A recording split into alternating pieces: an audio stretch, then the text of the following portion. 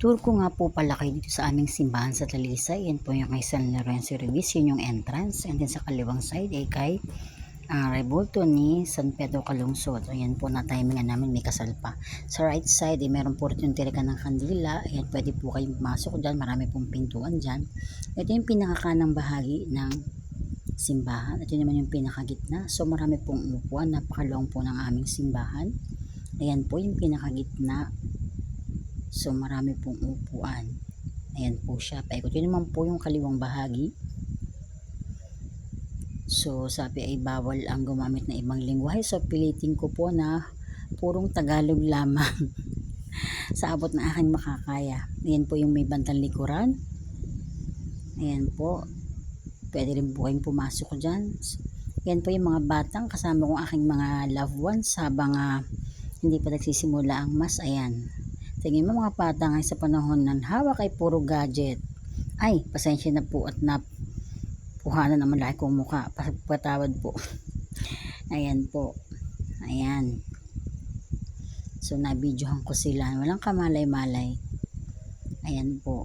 Ayun, ang kanang bahagi ng aming simbahan. Ayan, marami pong mga santo dyan. Nasa may gitna. Ayan. Ayan, at humingi ng tawad ang lola nyo. Naku, kailangan magsisi sa mga kasalanan sa mga nakikita. Ito yan na nga po. Pagsisihan ng mga nagawang kasalanan. So, ayan, habang may oras ay manalangin tayo. Magdasal.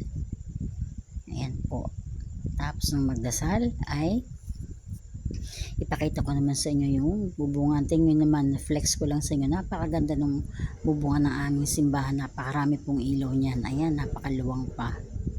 Ang ganda po ng bubungan ng aming simbahan.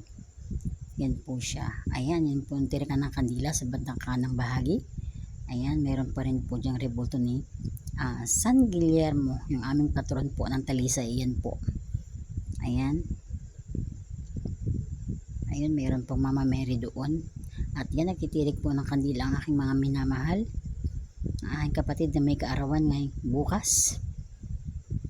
Bukas pala, maaga lang kaming nagsimba. At yan, sinamantala na naman yung pagkakataon. Dumalaw din kami sa puntod ng aming mga mahal sa buhay. Yan.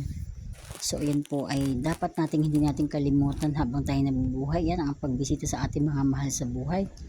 Kung may oras din lang tayo, ay nararapat natin silang bisitahin. Ayan, medyo malayo ang aming nilakbay. Mainit. Maaga pa lang po yan ay mainit na. So, ayan, at nagtirik ng kandila, nagdasal. At dahil nga po sobrang init, hindi na kami gaanong nakatagal. Ayan.